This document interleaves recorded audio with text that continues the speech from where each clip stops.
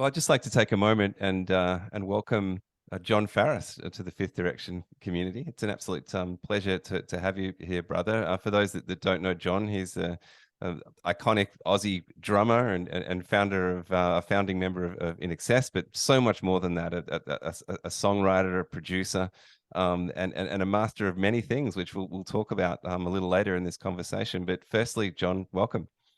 Thanks, Asher. Yeah. Nice to So be here. yeah, absolutely, absolutely. And I guess we met watching our boys play tennis, which is such a beautiful thing in kind of village community life, just to kind of be sitting there in our cars watching the boys play and getting to talking. So it's a beautiful thing that this can actually happen as a result of that. Yeah, look, we are very blessed. And you're absolutely right. I mean, it is never a second that I don't appreciate just how blessed I am to have such beautiful children and my wife and my life. And you're absolutely right. Just to acknowledge that, and then on top of that, everything else is a gift. So it just keeps getting better. No, look, absolutely, and I guess that gives me a good place to kick off, Jon, because I was going to ask you, what's alive for you right now? I mean, where are you at? Maybe you can start kind of physically, geographically, and then kind of expand that out into where you are spiritually, emotionally. What's alive for you? Where are your passions right now at this moment? Right. So, what's my favorite color? Just really simple questions. Well, let's start with my geolocation. I'm in Byron Bay here in northern New South Wales. And I'm turning 62 this year. I've spent a pretty riotous sort of life in a rock and roll band. I taught myself music when I was very little, and because I had two elder brothers who were into music as well, it just was a very musical house, and so I'm very blessed to have had that experience. My parents are very nurturing in every level. My dad was in the Second World War in the Royal Navy.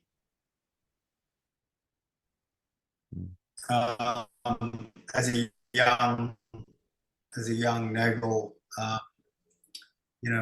student, and moved to Australia after the war, and I met my mother, and then so I was born in 1961.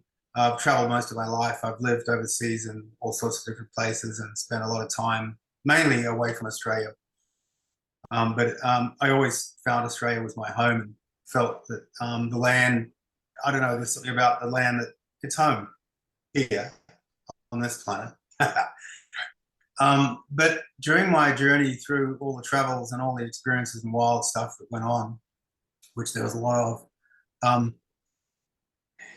I did a lot of soul searching, and that was really enabled through the meditation and focus through music.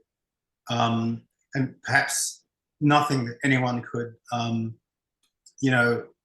equate to a formal type of meditation, but through the focus and the expression through music, I just developed my own. So everything I've sort of done has really been effectively just my own guidance and my ability to take on the higher guidance, if that makes sense. Oh no! So I've just always been constantly aware of something else, and that I didn't really feel like this was my home. I just know that I've come from somewhere else, and as I get older now, I'm able to really face that with a great deal of ease, because I'm able to sit, in my own property here and just get a lot more grounded with nature, and I feel more comfortable being in that state, which I think is my natural state, which isn't really sort of very easy to mingle with, you know, people who aren't on that same sort of trajectory or like-mindedness, you know. So I have become a bit of a recluse of late, and I love it. I really love it a lot. But, you know, everything through the 70s and the 80s and the 90s and the zeros and even the tens has all been extremely full on for me. And I'm just really grateful that I'm still extremely intact. And I got up the hill, and I got up the mountain, and I climbed the peak, and I got down the other side safely. No, that's So all the middle bit is what people might know about my career or might not know about it. They might know the music. They may have rubbed shoulders with someone who has, but that's all my experience and my journey. But what I really want to just give major thanks to is the amount of people I've met and the types of situations I've been in, with like a lot of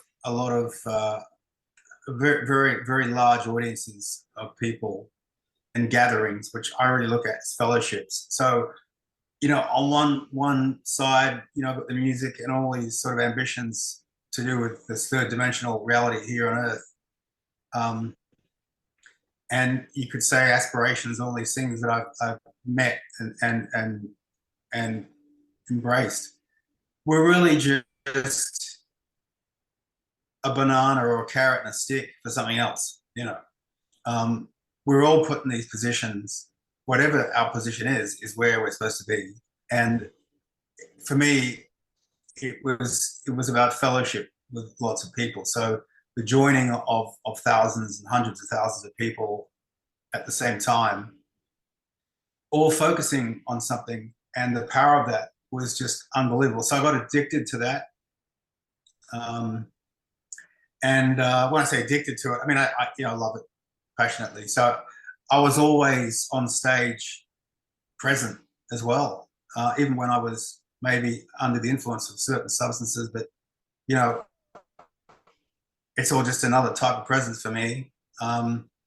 So I just wanted to paint that little background a little bit, because I've had an extraordinary life, and now I'm just really enjoying, as it all catches up with me, to enjoy the complicated yet simple thing of listening to the rustling of leaves or a bird in the background, or anything that might be ordinarily taken for granted is of huge importance to me. Oh, thank you for painting that picture, John. And you know, I just want to go back to something you said earlier on, and that's this idea for me. You know, we often talk to people in our community about finding your passion, finding your purpose, and you know, a lot of people are challenged by that. You know, what am I here to do? What am I on this planet to do?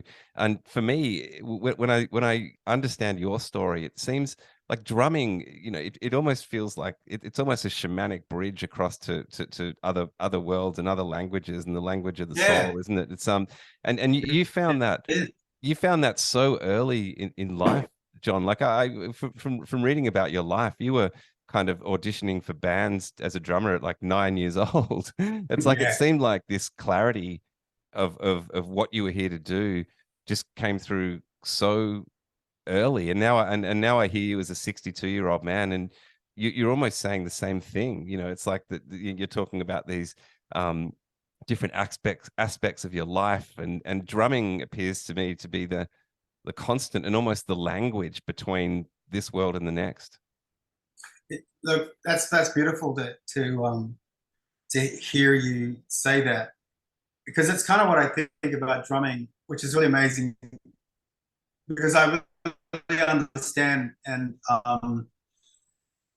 realize that we live in an illusion. You know, we live in an illusory world.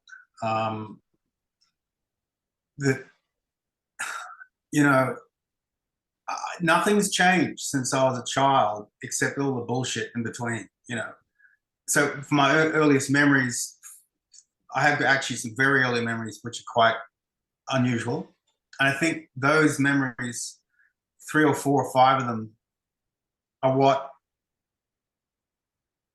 it's almost like they never go away, I can't understand where they're from. But as I do understand where they're from, it's just like it happened yesterday. So that is just a really interesting thing to say, because time and space is an illusion. But with drumming, timing is everything. So measurement of time and the keeping of time was my job. Well, it still is. So I've interpreted a different way through drumming, yet that's what all of us do in some regard. Everything's cycled, so there's beats, there's a heartbeat. How many beats per second, and how many beats per minute? I mean, we measure song tempos and beats per minute. That's a cycle. So everything's cyclical. And what's amazing is the more time and the better time and the absolute accuracy of time I can keep erases time. Because I'm in a meditative state, keeping time. I love that. I love that. So you move from a sort of time-bound reality to a timeless reality. Yeah. So I anchor. I'm not saying I'm like great, and I mean, this is God's work. This is the divine that I'm recognizing and loving through me. That's coming through me. That I'm blessed to recognize it, first of all, and I'm blessed that I'm able to enjoy it and not be embarrassed to say what it is. That's the greatest gift that I've had, is this wonderful life where I'm a system breaker, I'm a system buster. I can be a very good boy and follow rules, no problem. But I'm very good at breaking them, and my own rules too. But time is an illusion, but yet it's a discipline to keep time with drumming. So I guess I'm just trying to sort of express the irony in everything. Well, it's the paradox, isn't it, John? It's the paradox in life that there you are, rigidly keeping time in order to break time, in order to break time. You're keeping a beat. So I'm full in touch with the audience.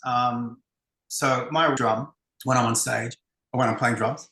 Now, when you're in a really big concert or even a small concert, but you've got a good sound system, the microphone or the microphones, depending on how we mic up the bass drum, that right foot has an extraordinary amount of power, because as you hit that drum, the whole room is like a percussion shockwave of very low frequencies and some high frequencies. So there's a lot of power in that.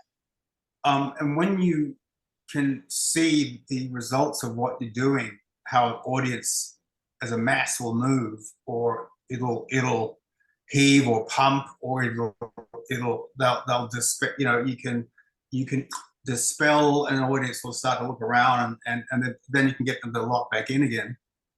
That's all part of the meditation I'm talking about. So when you got the audience is the act, and we're the act, and we're facing each other, and what's happening there is this magic. But through the third world eyes, it's about promotion, and it's about how many people did you get, and and how many encores. I mean, that's the third world thing. But what's really happening is a coming together of humans and other beings that probably can't see, all in this amazing fellowship. And that's the part that and I've had people say to me they've seen things when they just sort of phase out a little bit watching the show, like they just start to see stuff which they couldn't explain, and I see it all the time.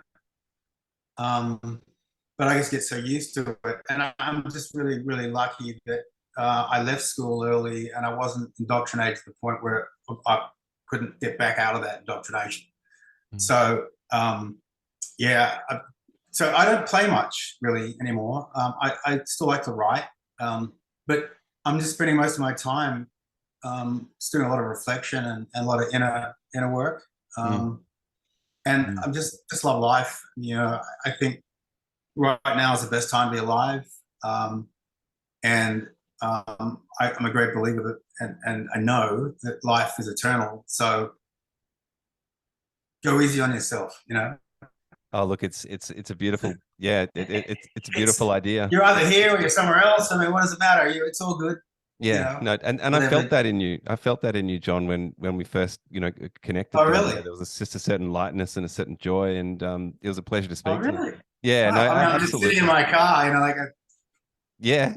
Well, but you're sitting in your car watching your son play tennis right. in the sunshine, and Yeah. what can be, it's just a beautiful thing. But I wanted to take you back. Well, firstly, I just love that idea about this relationship that you were kind of talking about in terms of those big crowds, and it almost feels like the bass drum is like you're creating the bridge, creating the language for that relationship to really kind of pulsate and hum, and it's just I could feel it and just listening to you speaking. I think you if I'm not mistaken, there was a concert. I think it was Madison Square Garden, and it sort of hit you in a different way. I think maybe afterwards when you I don't know if you can recognize what I'm talking about here, but I think there was this, maybe it was very large crowd, Madison Square Garden, and you talk a little bit that after that concert you sort of realized a bit more what was going on here, you know? Look, you know, I'm just writing a piece for a book we're doing at the moment, and I chose to sort of discuss the earlier part of our career. But I really like to call it life, not a career. But one of the things that was really important for me, I found, was to just don't look back. You know, like you have a goal, don't be surprised that you're going to reach it. You know, it shouldn't be like, oh my God, I can't believe I did. You know, why should that be surprising to anybody? If you put your heart and soul and mind and your conviction and everything to it, what you know, you manifest everything that happens to us anyway. When you choose to accept that, you know, the responsibility that that's what you brought into your life or Mm. not doesn't change that you did.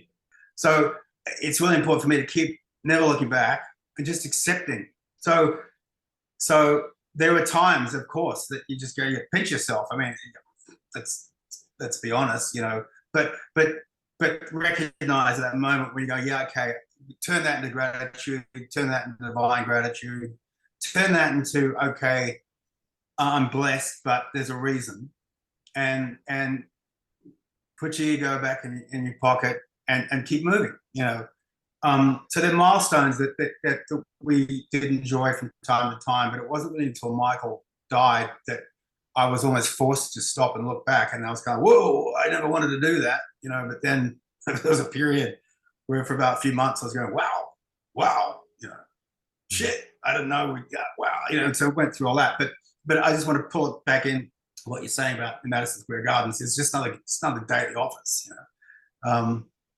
And we all have those moments. There's epiphanies that happen to all of us, but there's also really beautiful moments that happen in our lives. We don't recognize them because we're looking, or our heads kind of decoding it in a way that we're not really fully getting the gift.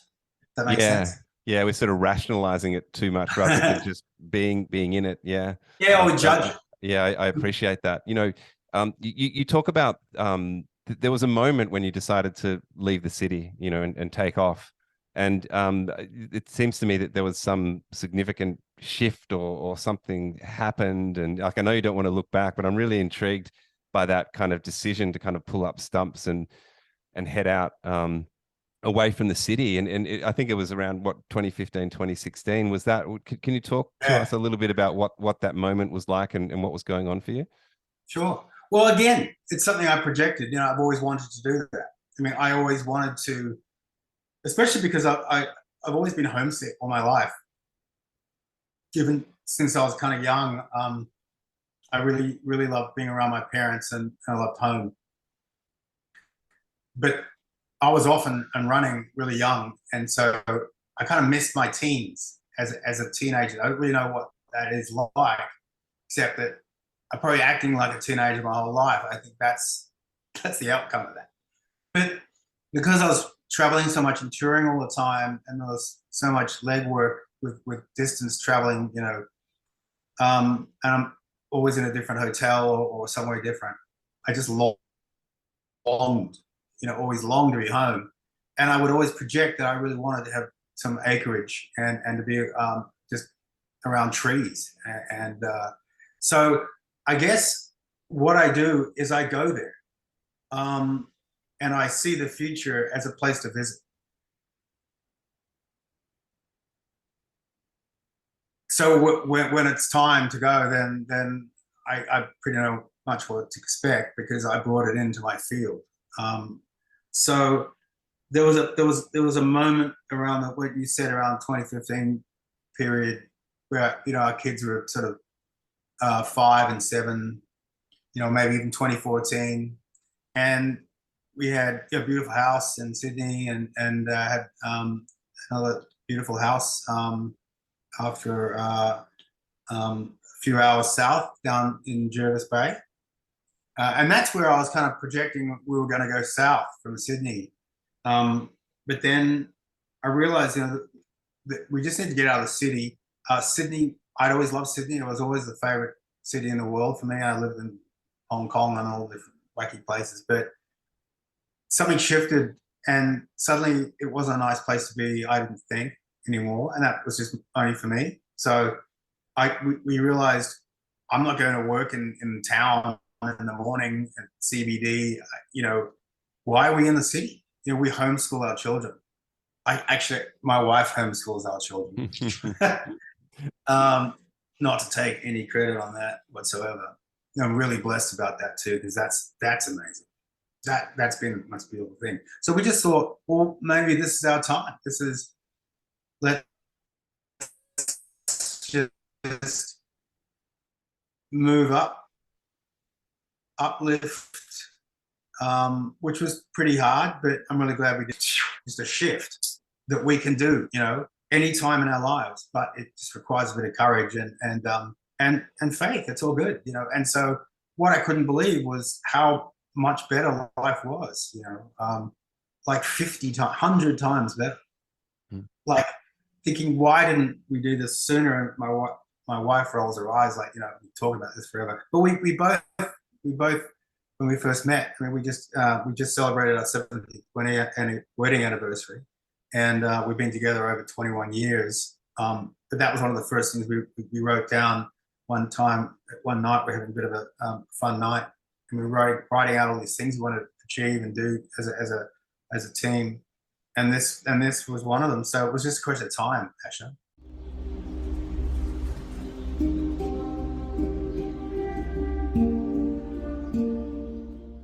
I just think I'm so proud of every human living here on this earth this time. It's the best time to be alive. Well, yeah, and I was actually going to just refer to what you said at the beginning, which is just that it's the best time to be alive. So maybe, my friend, that's a beautiful place for us to end, because it's a beautiful time to be alive. And we've come kind of full circle in that beautiful cyclical fashion, which you mentioned at the beginning too, back to that very fact that it is a beautiful time to be alive. And it's a beautiful opportunity to speak with you, Jon. I really appreciate it, my friend. Thanks, Asher, for what you're doing. And I'm sure you bring a lot of comfort and to all those who need some companionship and some fellowship. Thank you, Jon.